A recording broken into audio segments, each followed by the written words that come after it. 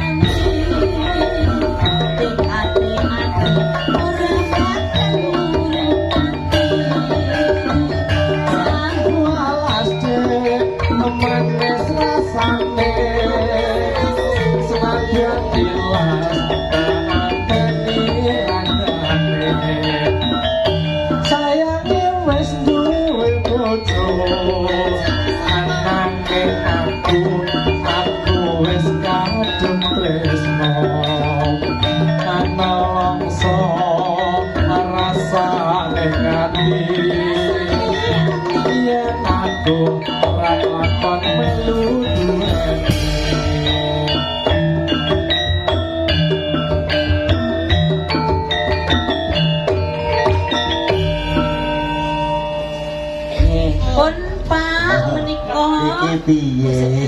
Apa? Ora apa-apa. Piye? Pun iki. Krasa pipis? Pun. Pun. Pun iki. Pun. Kowe rasamu piye? Saiki ngene. Mas Joko ben ngono sik. Iki kurang adil rasane ngatusan aja ngalis sisan. Aja ngalis. Kowe mang tak duwetke karo Mas Joko kurang trimo. Heeh. Ngono lho. Terus kali sinten melih niki? Rek gandeng Ihsan ki dasare jiwane ya seni. Nggih. Gitu, jiwane ya seni ya pinter nyuara tak dudoi nek pengen arep pola vokal swara to dadi tukang penggirong sing gondang. Pripun? Kowe arep pengen dadi penggirong sing gondang to? Kondang. Ya kondang. Lho, gurune sing nyaron marep ngulon kae Wiraswara kondang. Minder niku awalnya terus rada ngedon. Lek gandeng mbok menawa lho kabeh iki ya mbok menawa. Aku dukung ae sak. Kowe tak duwete karo Mbak Aning besok kok nek dipek dadi mantune ra. Bapak karo anak ra dadi Wiraswara ora apa-apa to. Ora apa-apa, Bareng-bareng. jodoh. Kula kuwi tembang sinom. Sing kakung seniman sing putri segrep piye. Sing kakung seniman Sing putri seniwati Kayane. ora ngono. Mara tuwane panjak ngono. Monggo Mbak Naning jumeneng Ayo, Nek. nyedak manisan. Truduk. Truduk. Nah, iki. Nah.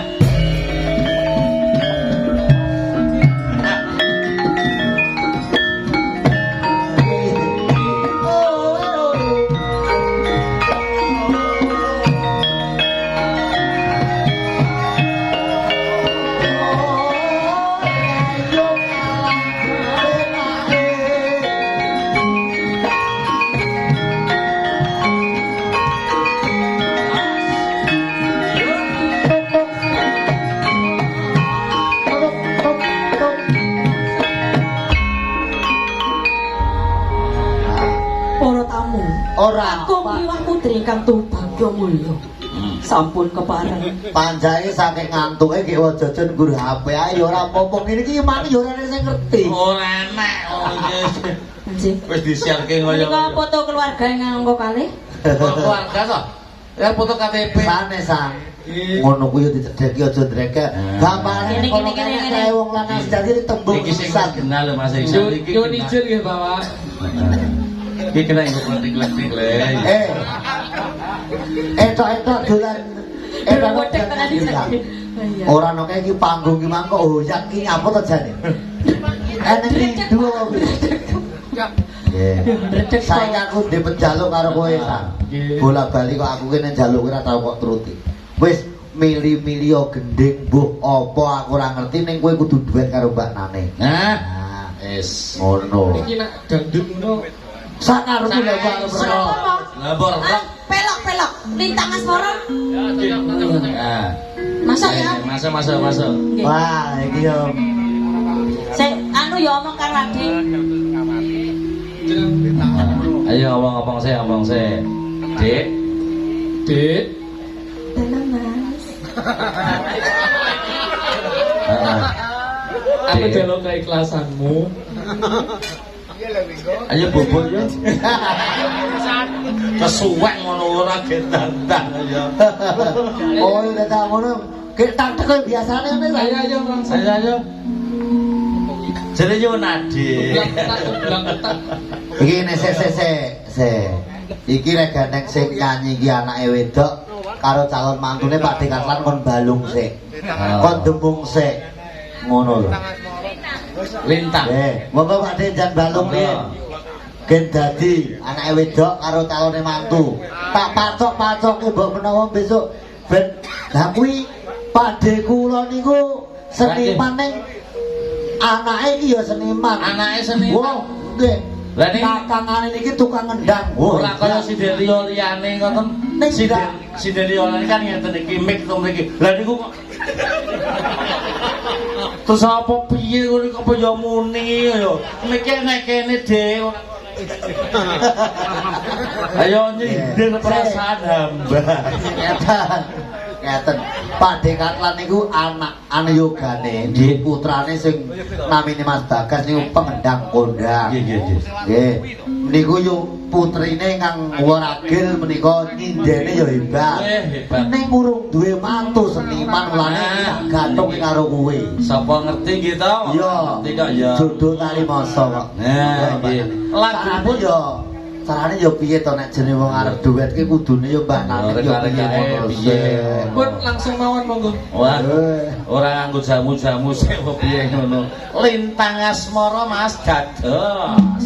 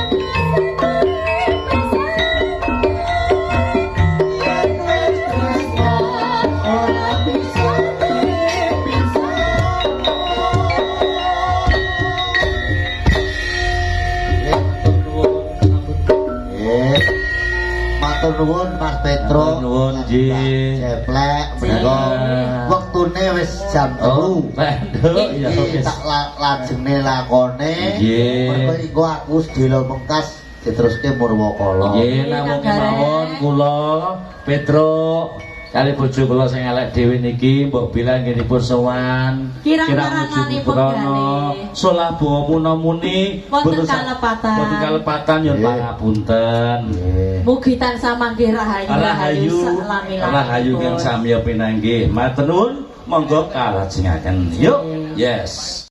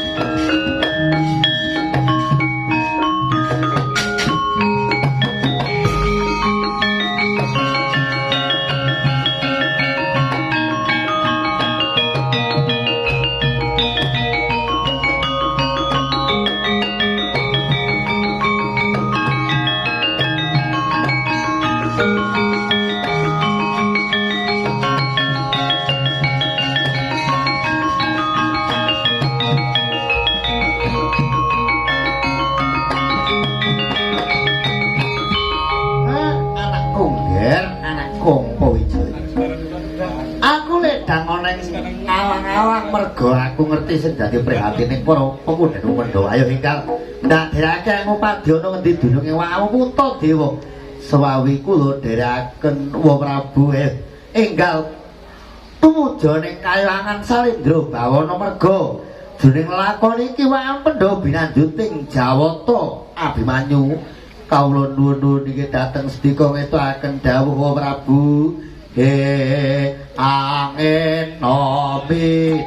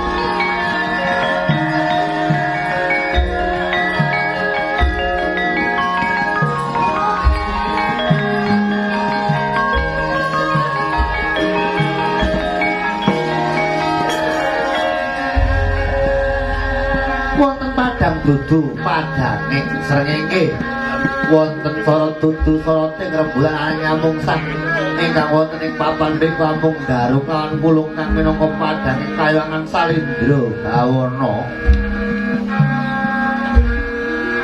katon-kating palantur pating sumurat sumunar pindha tayaning Sang Hyang Kartika alas dening Amarsa wonten ing bali martu kundha manane Sang Hyang Catur Buja ya Sang Hyang Bathara Nilakanda ya Sang Hyang Bathara Guru ya Sang Hyang Siwa Buja kadhep putra ingkang wonten ing kayangan duk sinanggeni awise Sang Hyang Bathara Brahma ya Sang Hyang Bathara Brahma teko kowe mengkono pangundas wani warga ingkang dereng kawijining lesan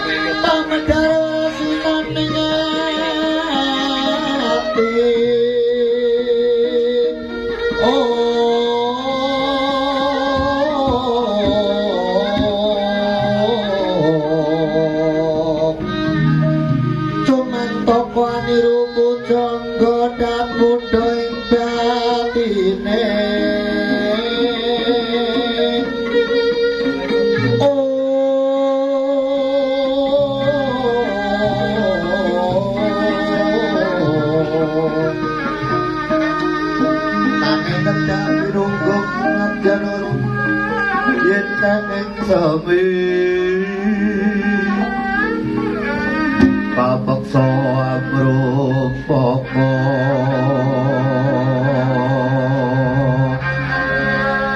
basa kang kalantun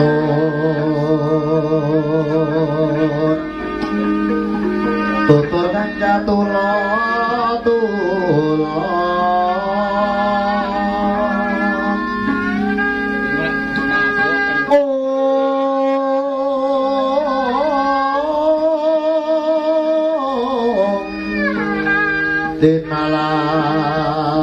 Dinalate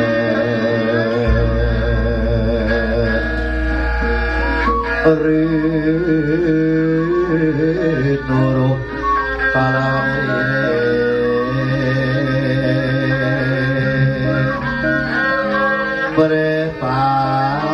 Berepang Jaring Sasmi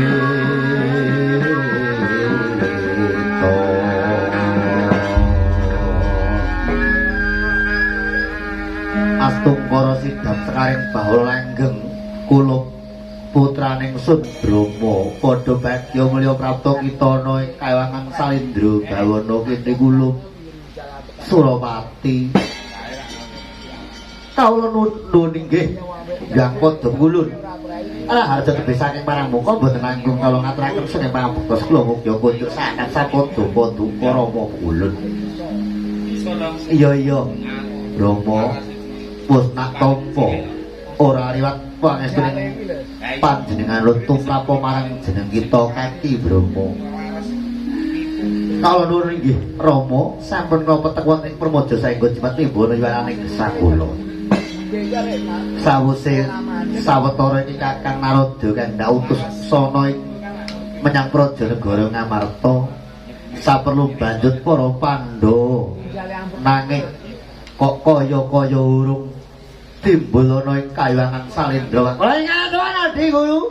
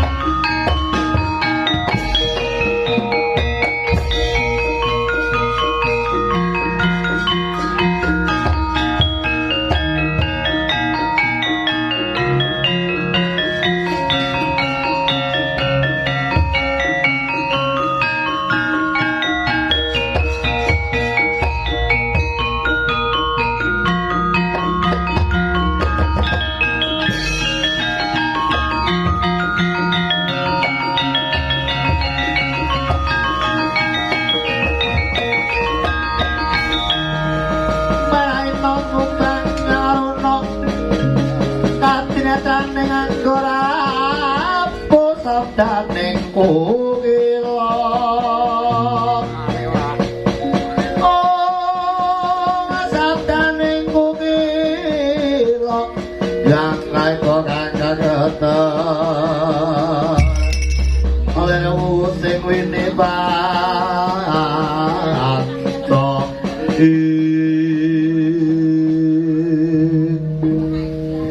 begitu Adi Guru kula sampun beto para Pandhawa kawan ingkang mlaturaken dhateng Adi Guru amargi menika Puntadewa yang dipun wakili dhateng Werkudara sakacangipun Adi Guru Kakang Kaneka Putra Puntadewa boten kabanjut wonten ing kayuwangan Junggring Sela kalebetaken wonten ing Kacandra Dewa nanging namung para Pandhawa catur ingkang minggah dhateng menika dipun wakili Werkudara sakacangipun. Wah, guru kakek kuyo aku sing wakili. Kok Kakang barep Puntadewa ya aku ingkang banjut Jegoreng Kacandra Dewa. Kula nggih Suramati wonten dawuh Rama enggal Jegoreng Kacandra Dewa dhateng tangan dawuh Rama Dewa.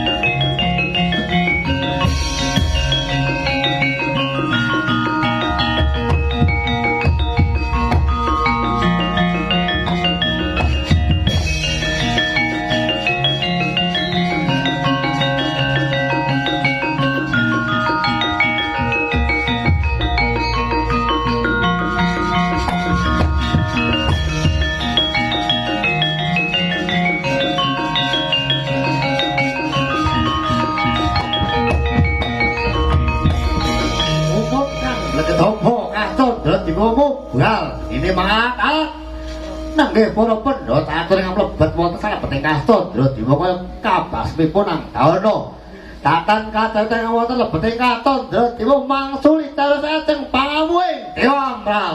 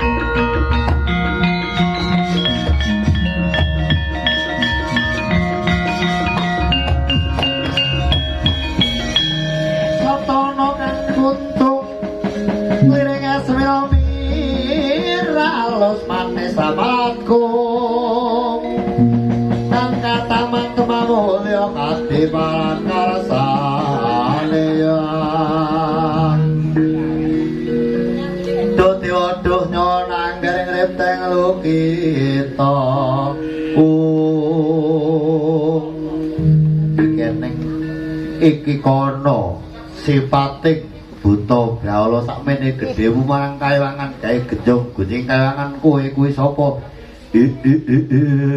Radhalaku Brahala ora duwe jeneng Bathara Guru yen kowe ora gelem balekake pendhawa catur tagi gulung kaewangan junggring salaka dadi klepung tibane cundemane pedhot gulumu.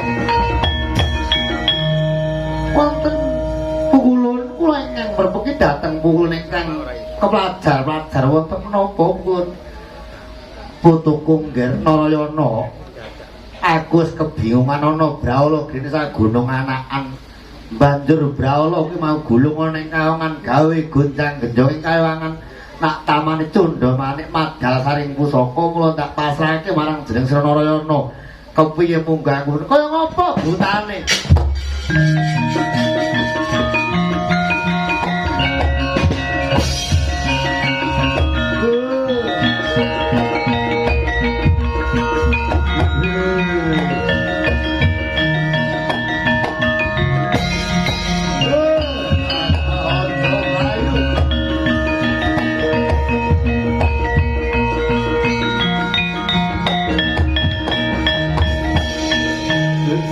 Salin mungsuh mau Bathara Guru cethuk wong ireng meles cemani sapa Prabu Kresna wela dalah kirane ngerti karo jenengku kowe Brahala segedhemu sak gunungan apa mok kira kumung kowe dhewe kang bisa dadi Brahala tasih goli bedane Kyai Kresna jet dadi membro batu.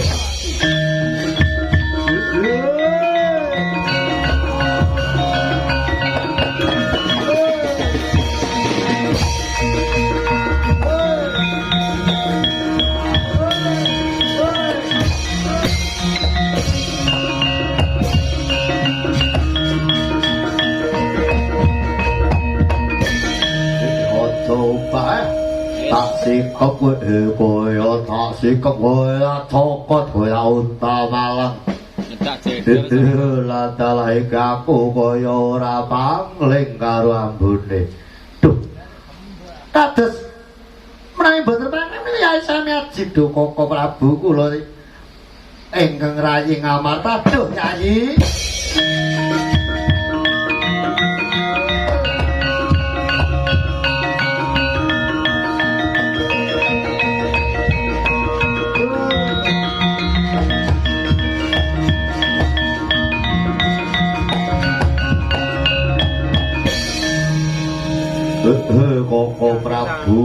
Koko Prabu kula beti kados mengeten bebela dhateng rayi Paduka Bratasena Janaka saha kembaripun lebetaken wonten ing Kastandra Dimuka.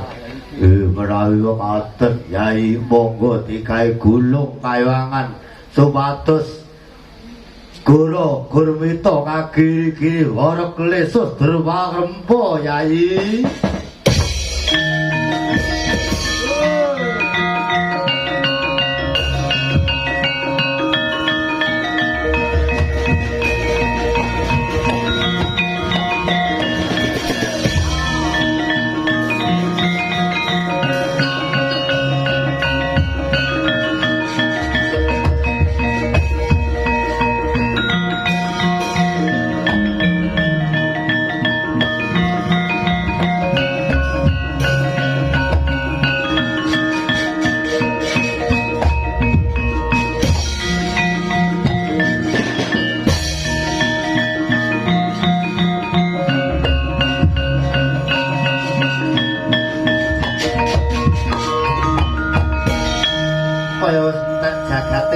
Guru anggone bakal golek sraya tanalana sing bisa nentremake malah ana brawara sak gunung-gunung Werkudara aku njaluk slamet tutute mlebu ning Kastandra Dewa slametna kayangan Werkudara.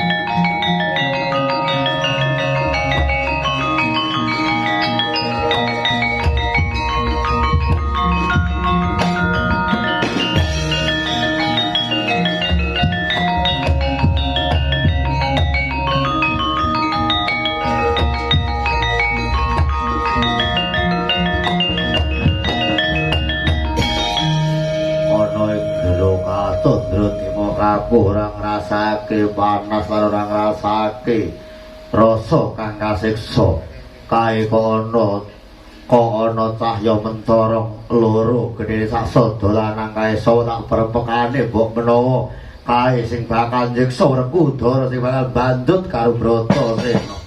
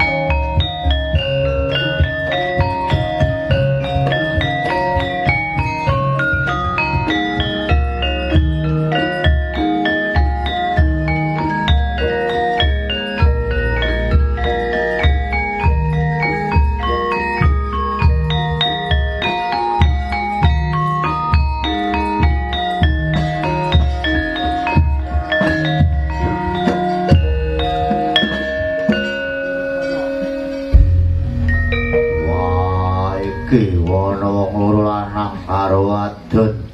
Mbok menawa apa iki malaikat sing bakal niksa para Pandhawa catur. Mula gageh aku inggil siksanen. Ya jagat ya dewa ya Bathara ora jagat Pramudita sakwene aku manggono ning alam pasiksan. Iki kok disusuli karo salah sawijining pawongan kang gagah drumeksa gedhe dhuwur Sembada Wirutama. Kowe kuwi sapa?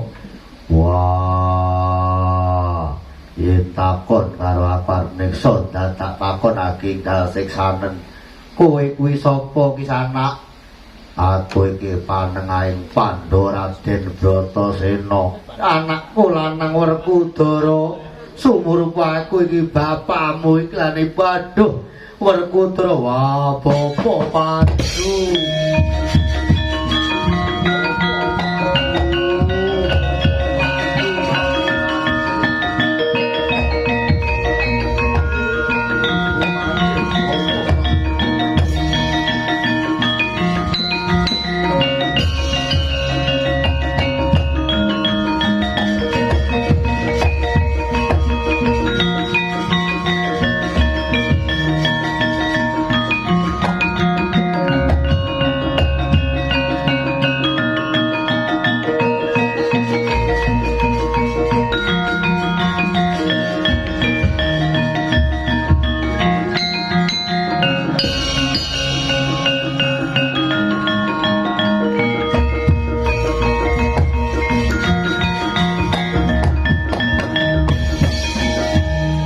Kowe kuwi apa anakku Janaka kang bakal kok ngrukepi marang patunggonku. Duh Rama Pandhu kawula ingkang putra pun Permati Rama Pandhu.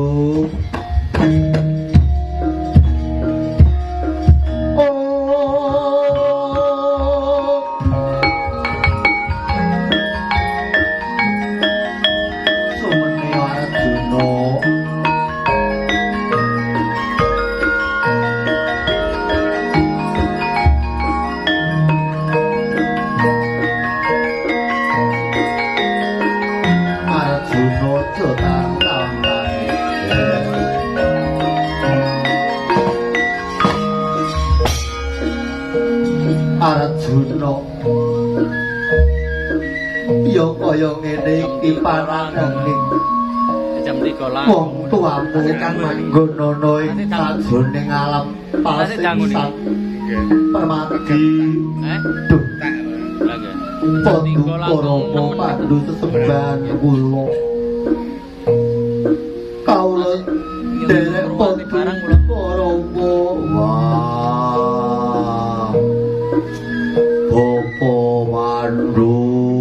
Bapa Pandhu aku melu kowe. Kula nderek Kanjeng Ibu, kula nderek Kanjeng Ibu inggih Kanjeng Rama, kula nderek Paduka Kanjeng Rama Ibu.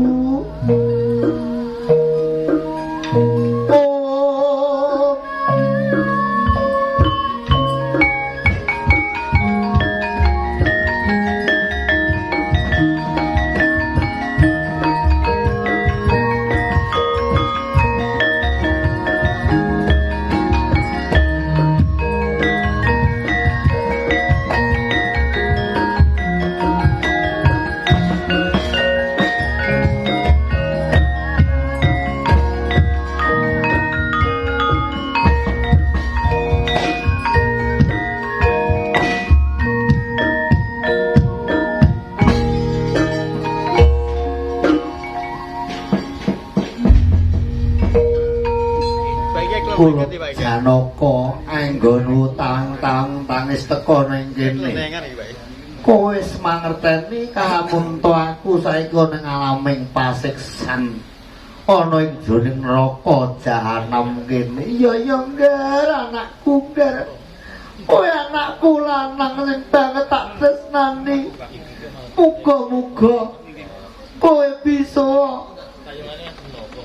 mulya urip mojo kaya aku iki dadi kasang sayangku yo ngger.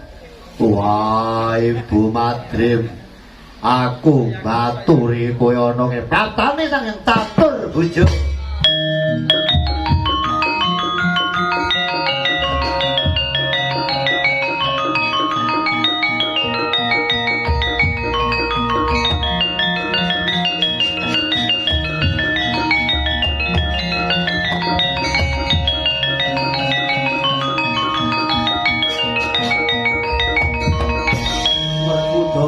Werkudara aku ana sak jabaning alam pasiksan metuwa Werkudara aku njaluk Sraya ana ing kayangan ana dewa ngamuk ana buta brahala ngamuk entasna panandanging para dewa ora sudi apa wekah aku wis manggon ning alam pasiksan nyang apa aku kon mentas Werkudara yen kowe bakal njaluk apa pemunduta kowe bakal ndak paringi gandara apa kang dadi penjalukmu ya Werkudara.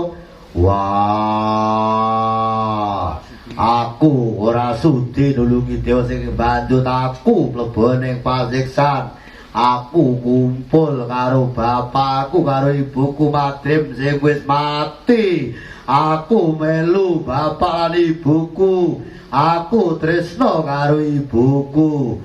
Aku ora sudi. Wah, Bathara Guru kowe bali Werkudara. Kalamun to kowe bisa nulungi para dewa, bapak lan ibu bakal tak unggahke ning swarga Tundha Sanga. Werkudara.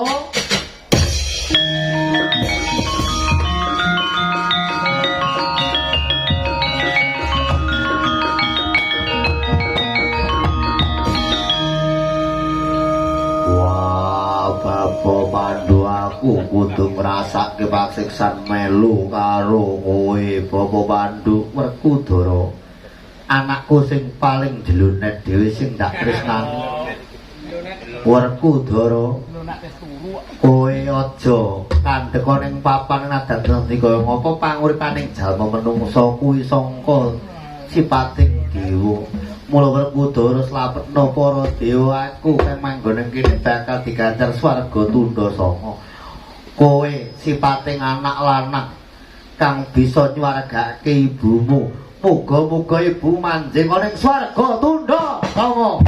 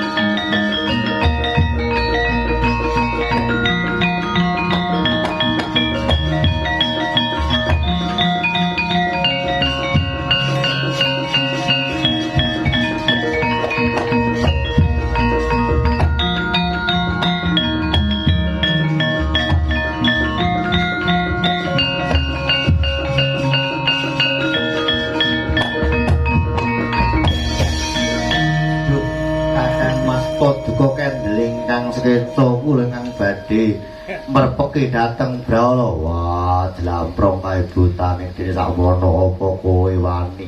Duh Kakang Mas, kula sampun nyemrapi menika ing Brahala menika kados napa kula badhe nyuwun pati urip. Wah, sak karepmu.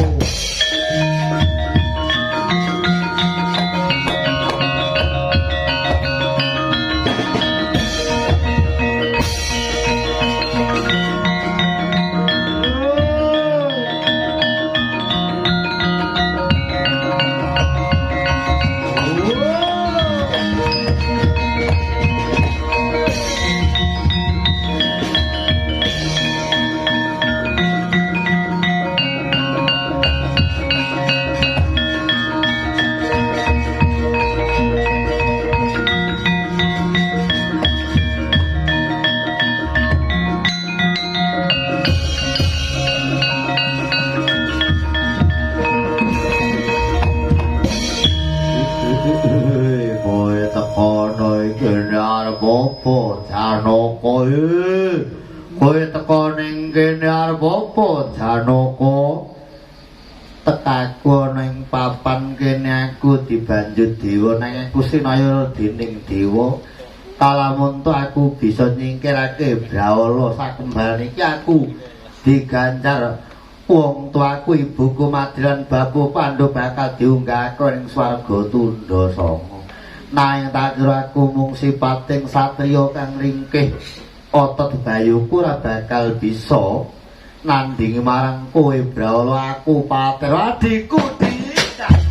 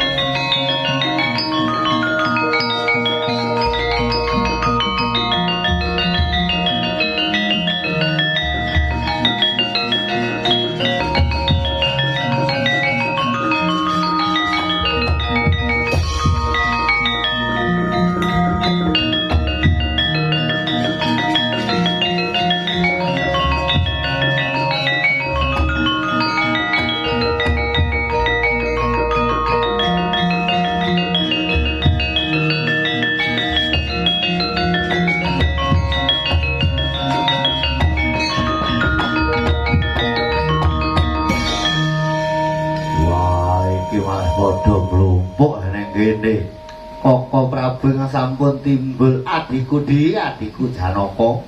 Mbok menawa kanthi dalan kowe dibanjut dewa saiki paman Prabu Pandhu Dewanata wis munggah ana ing swarga tundha sanga sarengan karo ibumu Dewi Madrim. Wah yo yen jlaprong to aku bisa nyenake Brawala dawuh Bathara guru aku diganjar Bapa Pandhu karo Ibu Madrim mungkal ning swarga tundha sanga. Wah ngaturake guming panuwun lamun to iki dina wis padha kumpul ana kene ya Dimas. Mbok menawa jumbuh karo pangajaping guru lanang ya kuwi panjenengane Kang Suranta karo Kang Kusitan bakal nyuwargake wong tuane kang wis ora ana. Mergo degan bakal ndulung marang kamulyane wong tua jumbuh karo Pendha Mulya. Muga wahyu kamulyan manjing marang Pendha lan Mbah Dugel sakwargane.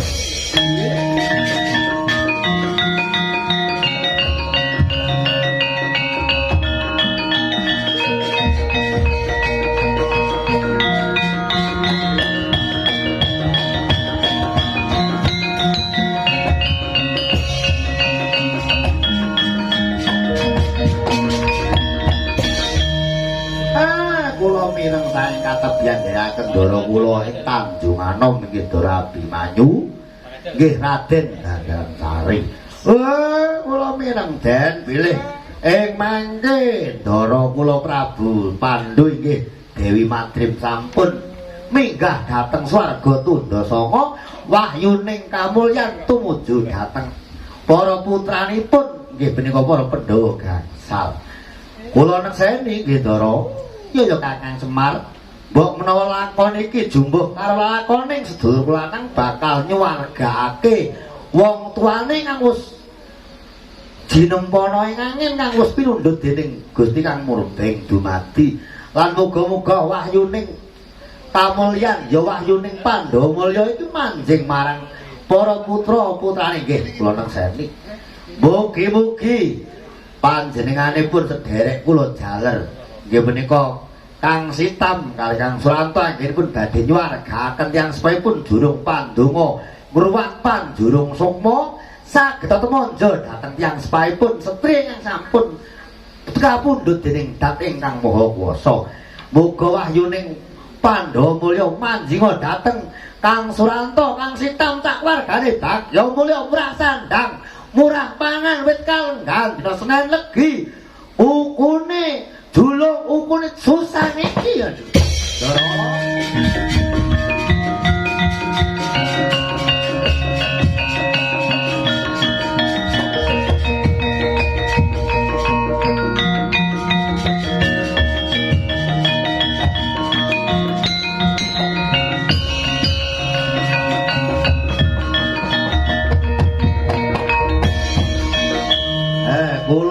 minangka dados talanging kinen nglantaraken ingkang dados ujubipun panjenenganipun Mbah Dugel sak keluarga kula nglampahaken wahyu pendhawa mulya mugi-mugi nadanta kula dalang goblok boten Jawa Lor Kidul kula mulyakaken nyuwun dhumateng berkahing Gusti ingkang Maha Kuwasa kula saged mulyakaken nyuwun dhateng Gusti Allah ingkang Maha saged mulya jumbuh kae lampaning dalem mangke lampan pendhawa mulya inggih Pandhawa Subrata inggih Pandu Madrim Swarga akhir kata bilai topik walidayah Assalamualaikum warahmatullahi wabarakatuh.